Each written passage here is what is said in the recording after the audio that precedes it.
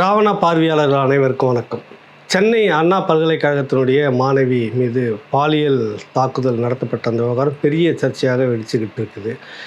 அது சம்மந்தப்பட்ட அந்த குற்றவாளி ஞானசேகரன்றவனை கைது செய்திருக்கிறாங்க. கைது செய்து உடனடியாக அவருக்கு வழக்கம் போல் விசாரணையின் போது வழிக்கு விழுந்ததாக சொல்லி கால்லையும் கையிலையும் கட்டி எழுதுக்காது புகைப்படம் வந்த பிறகு பார்க்குறப்ப ஒரு சந்தேகத்தை எல்லோரும் கிளப்புகிறார்கள். முதல்ல ஒரு புகைப்படம் பார்க்குறப்ப அவருக்கு இடது கை முழுக்க ஒரு பெரிய கட்டாகவே இருக்கிறது. முட்டியிலிருந்து இந்த இடத்துல வரைக்கும் பெரிய கட்டாக இருக்கிறது.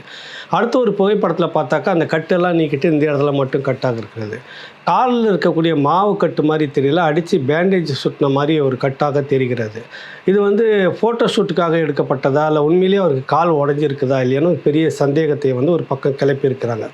இது ஒரு பக்கம் இருக்கிறப்ப அண்ணா திராவிட முன்னேற்ற கழகம் சார்பாக பெண் வழக்கறிஞர் வரலட்சுமி என்கிறவரும் ஜெயபிரகாஷ் என்பவரும் சேர்ந்து இன்றைக்கி ஹைகோர்ட்டினுடைய டிவிஷன் பெஞ்சில் ஒரு மனு கொடுத்துருக்காங்க.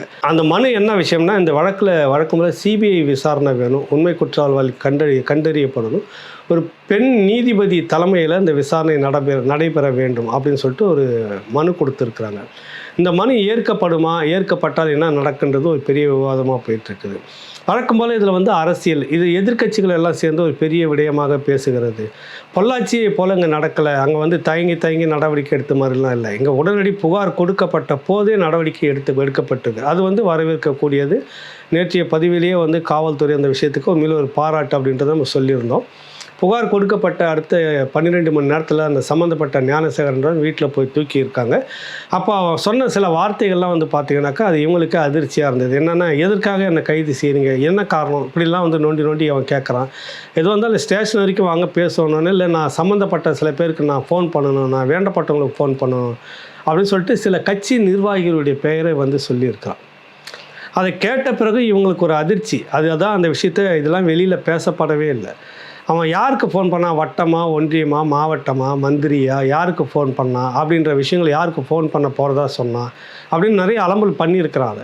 எல்லாம் கேட்டுக்கிட்டு தான் அவனை நைஸாக பேசி வண்டியில் தூக்கின்னு போட்டு விசாரிக்கிறாங்க. விசாரிக்கும் போது பார்க்குறப்ப நிறைய விஷயங்கள் உள்ள தெரியுது.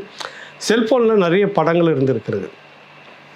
காவல்துறை சார்பில் என்னன்றாங்க, இப்போ என்ன முடிக்கிறாங்கன்னா, இல்லை இது ஒருத்தர் மட்டும்தான் குற்றவாளி, இதில் வேறு யாருக்கும் தெரியல. இந்த மாதிரி நிறைய குற்ற வழக்குகள்லாம் ஏற்கனவே சிறு வழக்குகளில் நிறைய 14 வழக்குகளில் சம்மந்தப்பட்டிருக்கிறான். பாலியல் சீண்டல்னு இது ஒன்று தான் அந்த மாதிரி நடந்திருக்கிறது. இதுக்கு மேலே நிறைய விசாரித்து அப்படியான தகவல் நடவடிக்கை எடுப்போம். கட்சி பாகுபாடு இல்லாமல் குற்றவாளியை நாங்கள் கைது செய்து நடவடிக்கை எடுத்திருக்கிறோன்ற மாதிரி சொல்லி முடிச்சிருக்கிறாங்க. ஆனால் இதில் கட்சி பாகுபாடு இருக்கிறது, இந்த ஒரு கட்டத்தோடு தான் நிற்குது, ஞானசேகரனோட தான் நிற்குது. திடீர்னு ஒரு நாள் மட்டும் அந்த சோதரியை குச்சி உள்ளே போய் பார்த்து இப்படியாக நடந்திருக்குன்னு அவங்கள செல்ஃபோன் எடுத்துகிட்டு மிரட்டி அந்த பொண்ணை அப்படி செய்கிறதுக்கு துணிச்சல் நிச்சயமாக வரவே வராது.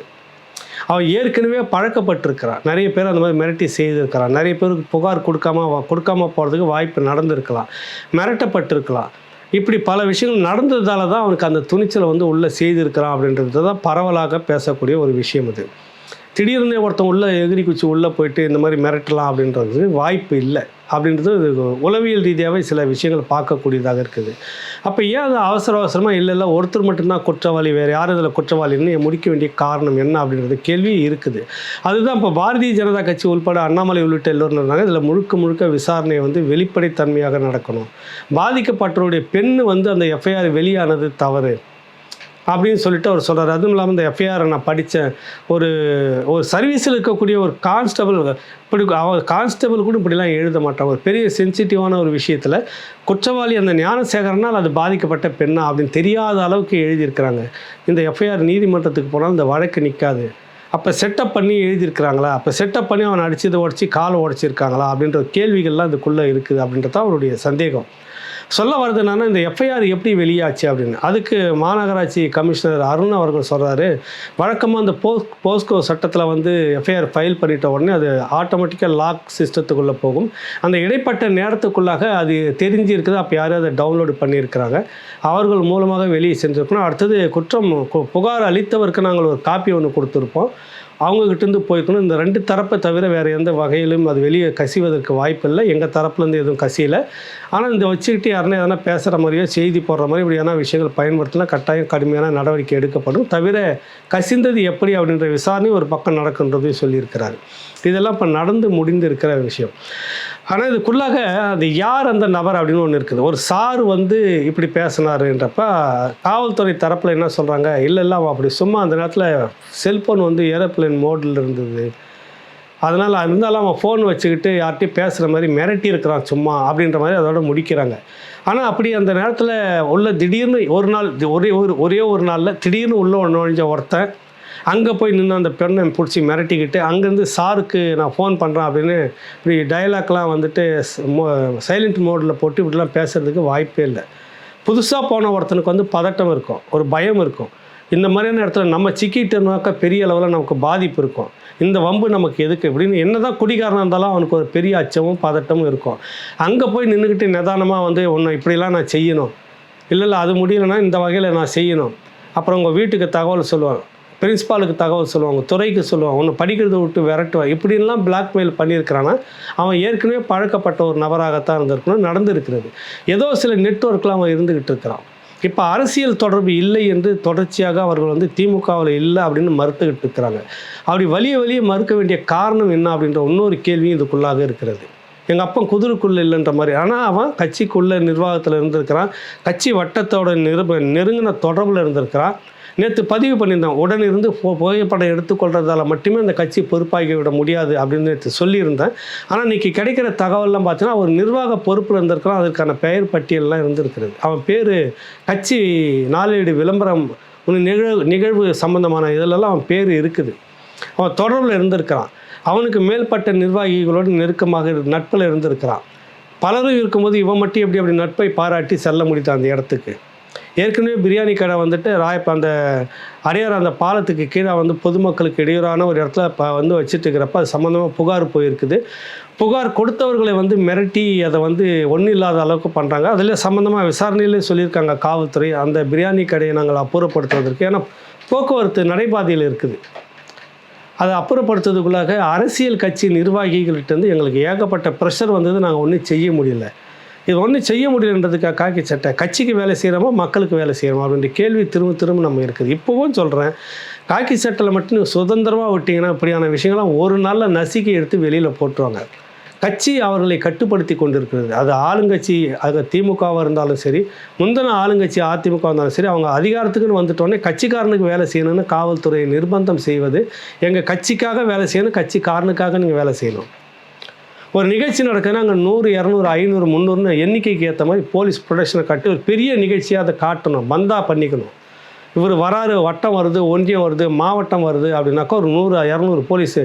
என்னப்பா போலீஸ் ஸ்ட்ரென்த்லாம் ஒன்றும் இல்லாமல் என்ன நிகழ்ச்சி, என்ன நினச்சிட்டு இருக்கிறாங்க, ஒன்றியம்னா என்ன அவ்வளோ, மாவட்டம்னா சும்மாவா, இப்படின்னு ஒரு அலப்பற அரசியலுக்கு இந்த காவல்துறை வீணாகி கொண்டு இருக்கணுமான்னு இப்போ ஒரு கேள்வி இந்த நேரத்தில் பொதுமக்கள் சார்பாக ஒரு பொது விவாதத்தை நம்ம தொடங்கணும். காக்கி சட்டையை சுதந்திரமாக விடணும். உன் கட்சி நிர்வாகம், உன் கட்சி மீட்டிங் எக்கன்னா நடத்திட்டு போ, வர விஷயத்தை நீயே அனுபவிச்சுட்டு போ. சட்டம் ஒழுங்கு வந்தோன்னா காவல்துறை நடவடிக்கை எடுக்கும்.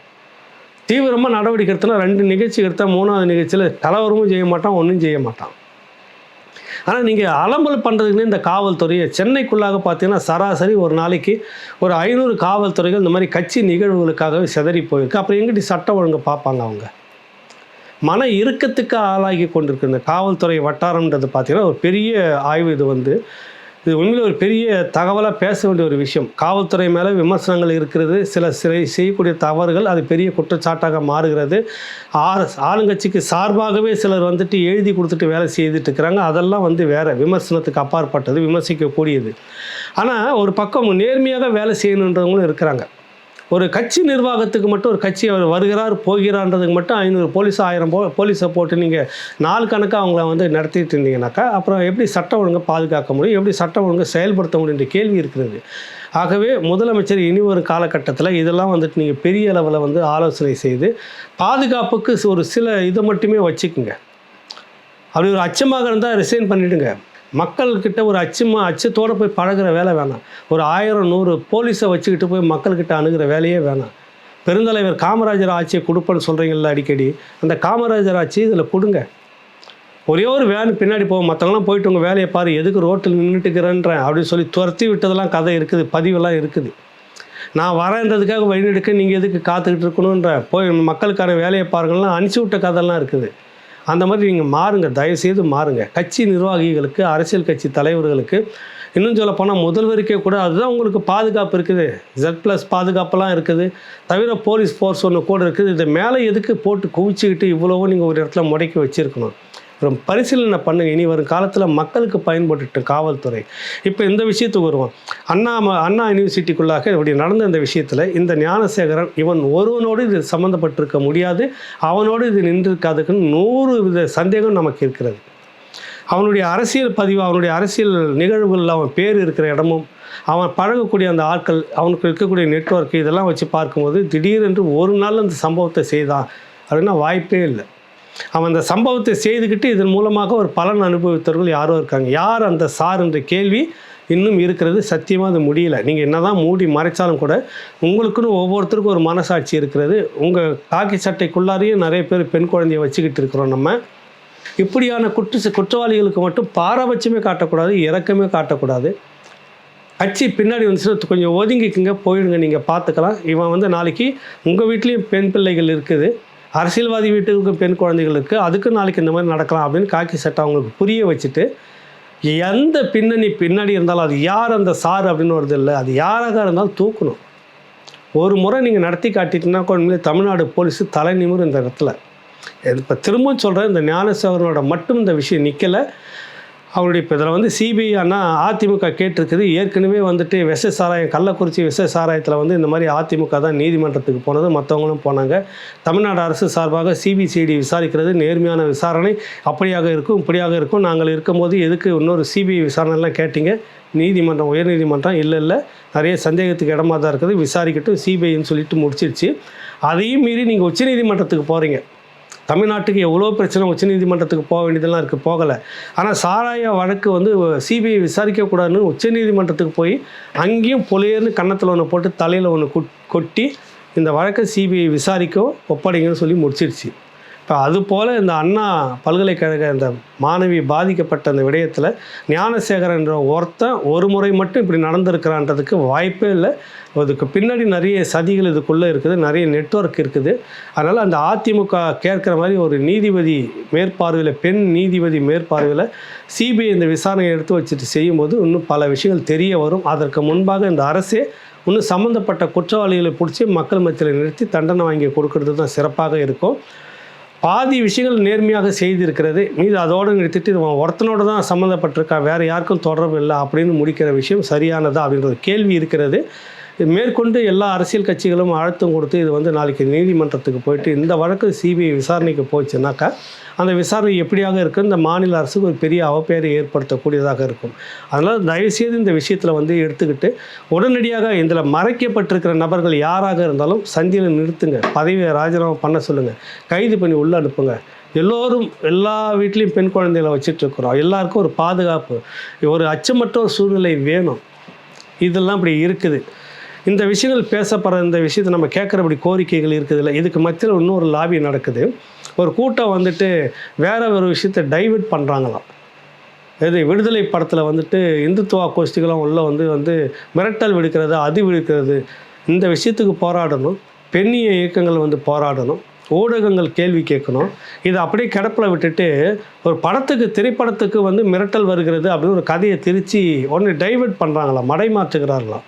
இது காலங்காலமாக நடக்கிறது தான், மக்கள் பார்த்து கொண்டே இருக்கிறார்கள். யார் நீங்கள் எதற்கு போராடி கொண்டிருக்கிறீர்கள், எந்த மக்கள் பிரச்சனைக்காக நீங்கள் முன் வரீங்கன்னு பார்த்துக்கிட்டே தான் இருக்காங்க. தேர்தல் நேரத்தில் எல்லாருக்கும் ஒரு பதில் இருக்கும். இந்த விசாரணையை பொறுத்த வரைக்கும் இந்த அரசுக்கு ஒரு சவாலான விடயம், திமுக அரசுக்கு. இன்னும் சம்மந்தப்பட்ட நபர்கள் இதில் இருக்கிறாங்க அப்படின்ற ஒரு சந்தேகம் நிறைய இருந்துக்கிட்டு இருக்கிறது. அந்த சந்தேகத்துக்குரிய யார் அந்த சார் என்ற கேள்வி இருக்குதுல்ல, காருக்குள்ளே ஒரு சார் இருந்தார், அந்த சாருக்கிட்ட அவன் பேசினான் அப்படின்றாங்க. அது இல்லை, அந்த இடத்துல சைலண்ட் மோடு இருந்ததுன்னு சொல்கிறாங்க. ஆனால் அதுக்கு முன்பாக பல பேரை செல்ஃபோன் இந்த மாதிரி அவன் படத்தில் இருந்துருக்குதுன்னு சொல்கிறாங்க. அதெல்லாம் உண்மையாக பொய்யா, வெளிப்படைத்தன்மையாக இருக்கணும். இதில் அது செய்து முடிச்சுன்னா அந்த அரசுக்கு வரக்கூடிய சட்டமன்ற தேர்தலில் மிகப்பெரிய அளவில் இந்த மக்கள் ஆதரவு இருக்கும். பாராபட்சம் இல்லாமல் நடவடிக்கை எடுத்தாங்கன்னு இதுலேயும் நீங்கள் வழக்கம் போல செய்தீங்கன்னா அது வந்து தேர்தலில் மிகப்பெரிய அடியாக உங்களுக்கு விழும் என்பதை தான் இந்த நேரத்தில் நம்ம சொல்லிக்கிறோம். காரணம், எதிர்க்கட்சிகள், வலுவான எதிர்க்கட்சிகள், அதிமுக ஒரு பக்கம், பாஜக தேசிய கட்சி ஒரு பக்கம், இன்னும் இருக்கக்கூடிய எல்லா கட்சிகளும் இதில் வந்துட்டு பெரிய அளவில் எடுத்து இது போராட தொடங்கி இருக்கிறது. இதோட இது முடியாது. இது தேர்தல் வரை இந்த அலை வீசி கொண்டிருக்கும். அதுக்கு முற்றுப்புள்ளி வைக்க வேண்டிய பொறுப்பு தமிழக முதலமைச்சருக்கும் அவர் கட்டுப்பாட்டில் இருக்கிற காவல்துறைக்கும் தான் இருக்குது. சம்பந்தப்பட்ட குற்றவாளியோடு தொடர்புடைய வேறு சிலர் யார் அப்படின்றத நீங்கள் கொண்டு வந்து கைது பண்ணி நிறுத்தணும். அதுதான் ஒரு பெரிய பிரதான கேள்வியாக இருக்குது. அப்பொழுது தான் சரியான விசாரணையாக இருக்கும் என்று எதிர்க்கட்சி தரப்பில் சொல்லப்படுது. இந்த அரசு செய்யுமா என்றது நம்ம பார்க்குறோம். மீண்டும் ஒரு நிகழ்ச்சியில் சந்திக்கிறோம். நன்றி, வணக்கம்.